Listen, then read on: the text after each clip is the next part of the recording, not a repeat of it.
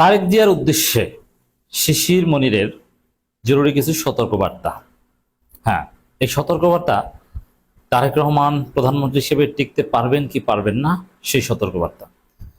যদি জনাব মাননীয় শিশু মুক্তিযোদ্ধা প্রধানমন্ত্রী শিশির মনিরের এই সতর্কবার্তা আমলে নেন, তিনি টিকবেন, তিনি জিতে যাবেন, তিনি সাস্টেইন করবেন, সার্ভাইভ করবেন। আর যদি শিশির মনিরের এই অমূল্য রতন, এই বাণীগুলো তিনি আমলে না নেন, তাহলে তার পরিণতি হবে শেখ হাসিনার চাইতেও ভয়াবহ।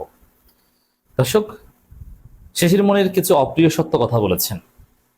এটা শিশির মনির বলেছেন খোলা চিঠি, বাট আমি এর আগেই বলেছি, বেশ কিছু আলোচনায় বলেছি।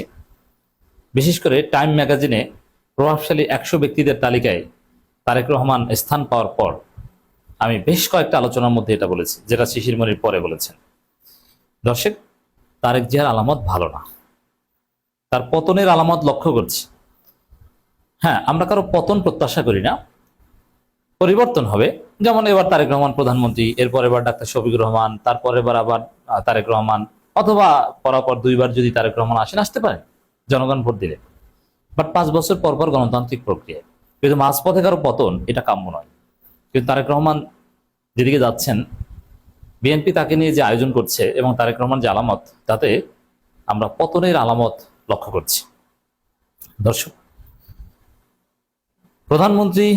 প্রধানমন্ত্রীকে শিশির মনির খোলা চিঠি, এই শিরোনামে শিশির মনির ফেসবুক স্ট্যাটাস বিভিন্ন গণমাধ্যম রিপোর্ট করেছে। শিশির মনির ব্যক্তি একটা ইনস্টিটিউশন, অনেক ক্ষেত্রে জামাতের চাইতেও প্রভাবশালী এবং পাওয়ারফুল, সব ক্ষেত্রে না। যেমন Shishir Monir is popular, is relevant because of Jamaat, but Shishir Monir যে আইনি জ্ঞান, তার যে আইনি পাণ্ডিত্য, তার ব্যক্তি ল ল্যাবের যে গুরুত্ব, এটা টোটাল জামাতের নেই। এবং সমাজে শিশির মনির এবং তার ল ল্যাব যে তাসির ক্রিয়েট করছে আইন অঙ্গনে, এটা জামাতের লয়ার্স ফোরামও সেই তাসির ক্রিয়েট করতে পারছে না। এই জন্য শিশির মনির কিছু ব্যক্তিগতভাবে লিখলেও সেটা গণমাধ্যমের রিপোর্ট হয়। এই বিরল সম্মাননা বাংলাদেশের হাতে গোনা কয়েকজন মানুষ অর্জন করতে পেরেছে। শিশির Monir is one of them.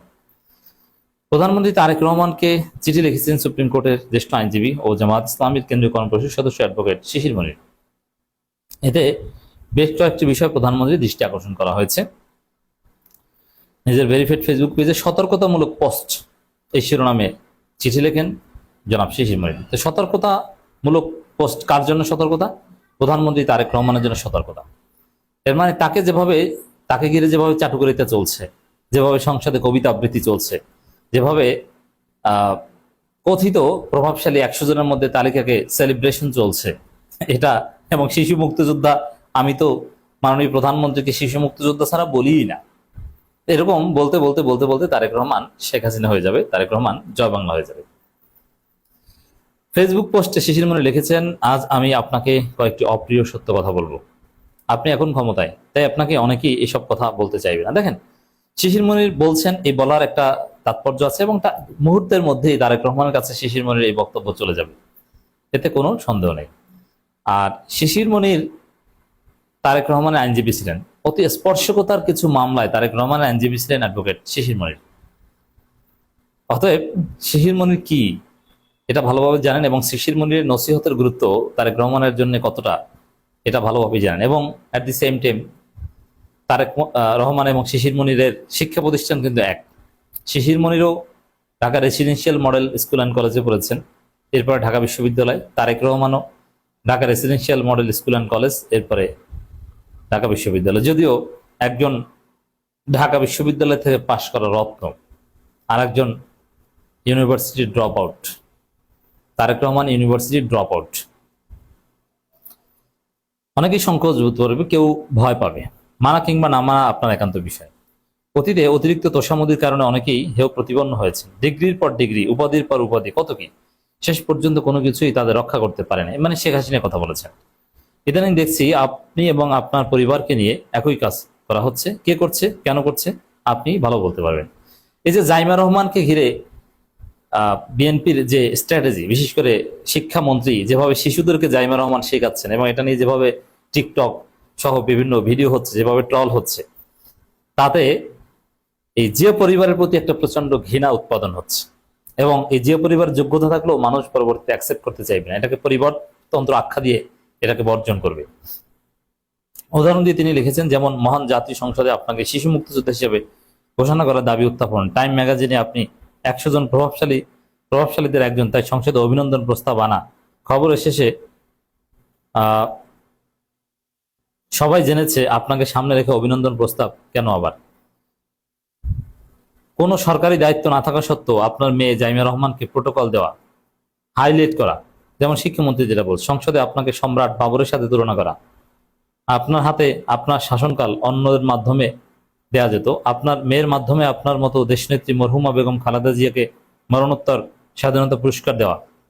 এটা বিএনপির অতি প্রবীণ কোন জীবিত নেতা খালেদা জিয়ার সাথে যার অত্যন্ত ভালো সম্পর্ক ছিল, এটা করতে পারতো না? এর মানে এটা স্পষ্ট যে পরিবারতান্ত্রিক ধারাবাহিকতায়, পরিবারতন্ত্রের চেতনা থেকে জাইমা রহমানকে পরবর্তী বিএনপি নেতা হিসেবে, পরবর্তী সুপ্রিম লিডার হিসেবে তাকে ঠিক করা হচ্ছে। তো এই যে পরিবারতান্ত্রিক মানসিকতা, এটা বিএনপিকে ধ্বংস করবে, তারেক রহমানকে ধ্বংস করবে। ক্রিকেট বোর্ডকে কেন্দ্রীয় নেতাদের সন্তানদের মিলন মেলা বানানো, আপনাকে পায়ে ধরে সালাম করা যদিও আপনি একজনকে নিষেধ করেছেন, ইত্যাদি। এই চাটুকারিতাগুলো তারেক রহমানের জন্য অশনি সংকেত এবং তারেক রহমানের জন্য সতর্ক বার্তা, এটা আমরাও বলছি। এখন তারেক রহমান তার আইনজীবীর কথা যদি শুনেন তাহলে তিনি সারভাইভ করতে পারবেন।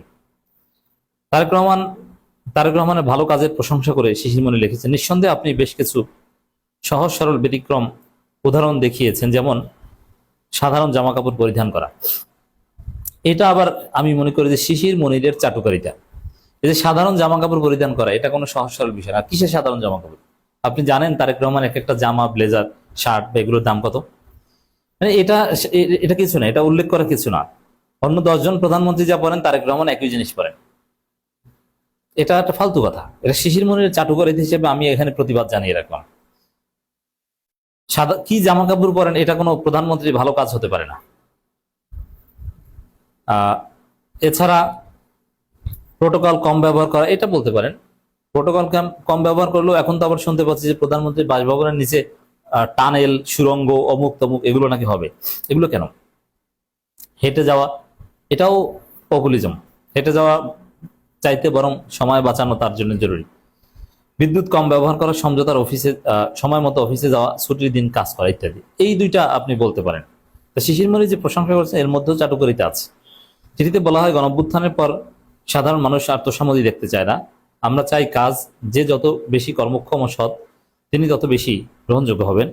জটিল সমস্যার সমাধান করতে পারলেই এমনিতে আপনি জনপ্রিয় হবেন, সমাধান করতে না পারলে এমনিতেই মানুষ মুখ ফিরিয়ে নেবে। অধিকন্তু পরিবার কেন্দ্রিক একনায়কতন্ত্র নতুন প্রজন্ম পছন্দ করে না। এই যে পরিবারতান্ত্রিক যে মানসিকতা, এইটা তারেক রহমান এবং বিএনপিকে ধ্বংস করবে। কারণ তরুণ প্রজন্ম এটা অনেকবার টলারেট করেছে, কিন্তু তরুণ প্রজন্মের গুরুত্ব তখন ছিল না। এই যুগে এসে এই জাইমা রহমানকে গায়ের জোরে নেতা বানিয়ে দিবেন, এটা বাংলাদেশে গ্রহণযোগ্য হবে বলে মনে হচ্ছে না।